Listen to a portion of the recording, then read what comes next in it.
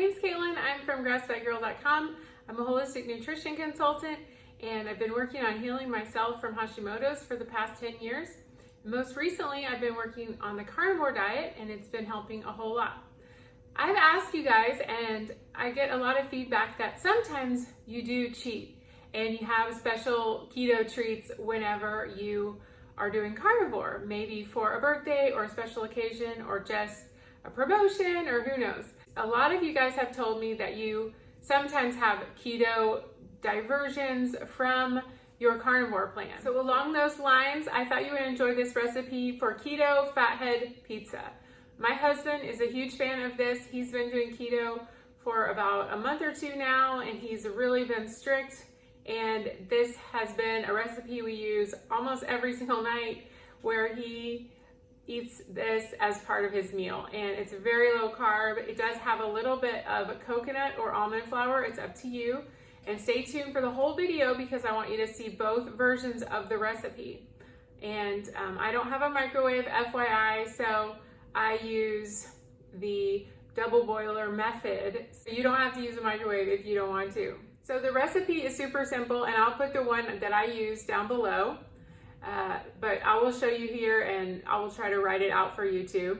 So what you need is 2 eggs, and you need some mozzarella cheese. This is from Costco. Oops, lost a little bit. And you need 1.5 cups of mozzarella cheese. This is the shredded kind. And then you need some coconut flour. So you need a 1/3 cup of coconut flour.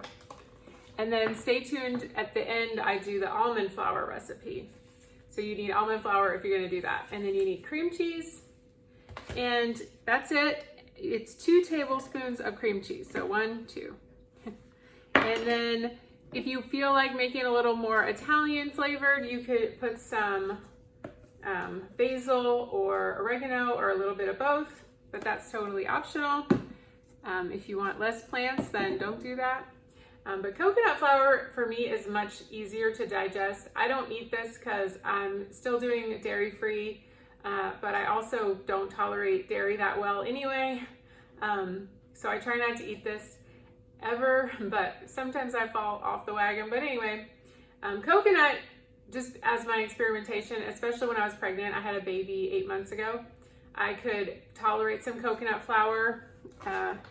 So I think coconut flour is much easier to digest. It makes me feel a little bit bloated, but it's not too bad.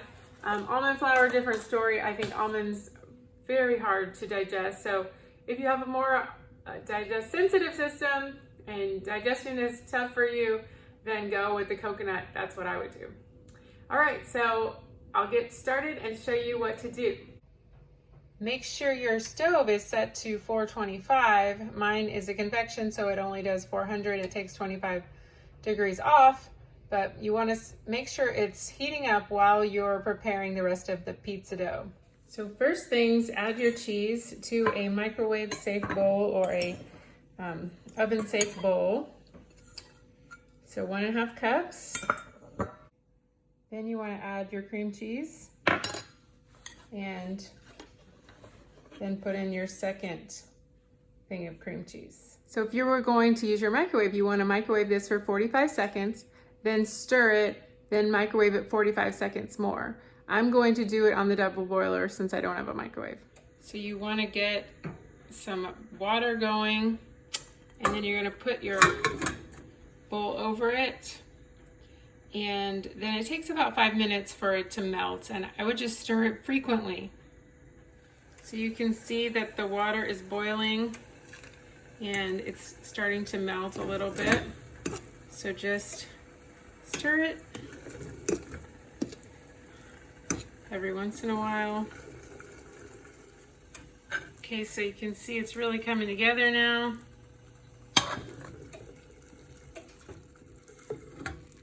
So just make sure you stir it a little bit.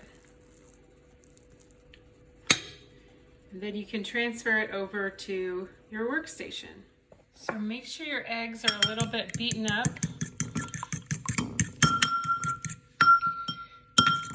You want to get your cheese and transfer it over to your new bowl.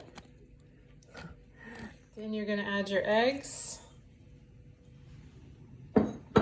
and your coconut flour. And then you want to have a clean hand because you're going to get it in there and start working it. So you just want to keep incorporating that dough, the egg and the coconut, and you're just going to keep on working it. And make sure you have 2 sheets of parchment paper ready to go. So one for the bottom and one for rolling it out. So just keep working on your dough and try to get all the sides mixed in there. Okay, so now I have moved it over here to the cookie sheet with the parchment on it. And I'm just going to take out the other parchment and cover it up and then roll it out. You can use a cup or your hand. Just try to get it to be about 1/3 of an inch, one half of an inch. My husband likes it a little thicker. You could do 1/4 of an inch, however much you want to work on it. So do that for a little bit. Okay, so I got it to be rolled out pretty good. And some people like to poke holes in it. It's not mandatory, but you might want to do that. It helps with the bubbling. I haven't found it to be really necessary, but. So now you want to bake it for 10 minutes on 425. It's going in the oven. I like to put it near the top so that it gets a little crispier. All right, so I took it out after 10 minutes. Now I like to just flip it over and cook it for a few more minutes on the other side. So I just flipped it, and now I'm going to put it in for 2 to 4 minutes on the other side and just see how it goes. Okay, now it's all done. You can see it's pretty good. So we're going to put our toppings. Okay, now you're going to add your tomato paste. Tomato paste has 2 tablespoons is 6 carbs, so it's a pretty good option. Then you're just going to add your cheese. Now I would put whatever toppings, I would put them here. If you were going to add, you could add your oregano if you wanted to.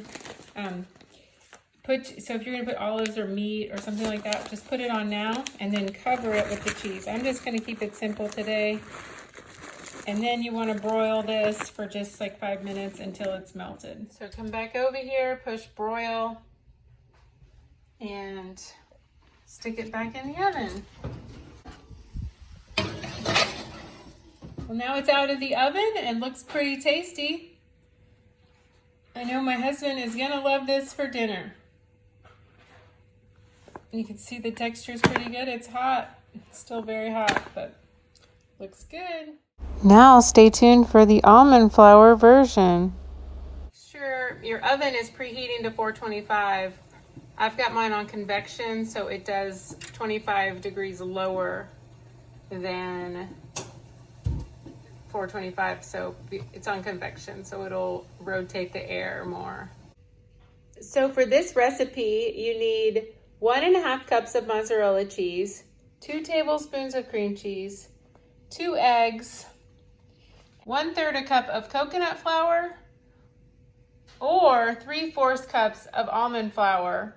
If you're using almond flour, use 1 egg, not 2. You need a pot of boiling water, about 1/3 full. You want a glass bowl and a parchment covered cookie sheet.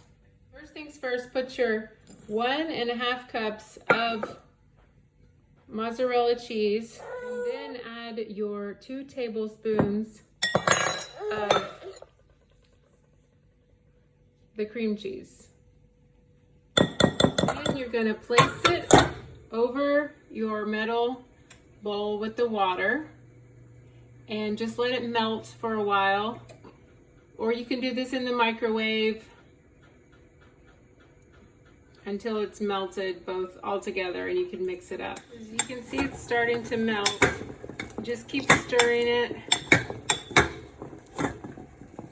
After about 5 minutes, it should start to melt and look like this. Just keep stirring until it's all combined well.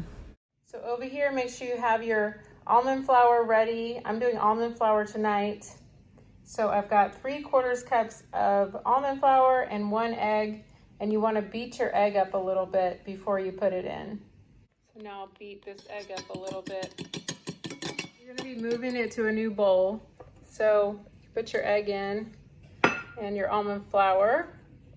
So that's 1/2 cup plus 1/4 cup. You can stir that up a little bit. And then you're going to be adding your cheese over here. So you can see how it's really coming together now. So we'll just take it and transfer it over to the other bowl. Okay, so we're going to put this into the other bowl with the almond flour. It's really thick. Okay, so now you're just going to put your hand in there and really start to work it in. And you want to do it while it's still warm. Transfer it over to your parchment paper and cover with another sheet. This will make it easier to roll it out, and just keep working on it until you get it to be about 1/2 to 1/4 of an inch thick. About 1/2 inch thick. You just pull off your paper and then you can move it to the oven. So you're going to cook it about 8 to 10 minutes on 425. Okay, so I'm going to put it in the oven. I put on the timer for 10 minutes and we'll see how it looks. Okay, I cooked it for 10 minutes and it looks pretty good, but my husband likes it more crispy, so I'm going to turn it over and cook it for 2 more minutes. You can just flip it over and cook it for 2 more minutes. So I flipped it over and now I'm going to just put it back in for 2 minutes. Okay, so now it's cooked for 2 more minutes and looks pretty good. You can see it's kind of thick. Now you can add your toppings and whatever you want to put on it and make your pizza. And then you can just broil your toppings so that they melt. And enjoy. Okay, so there's the fathead dough. You can pick it up. It's really good. I wish I could eat this, but I just can't tolerate the dairy. So I hope that you have this as a nice reward or a special occasion food. It is really good and really low in carbs. And if you use a coconut, I think it will not upset your stomach. So I hope you've enjoyed this video. It really helps me out if you like, share, and subscribe. My channel is growing, but if you think it could help a friend, then please share it. And make sure and get my carnivore ebook.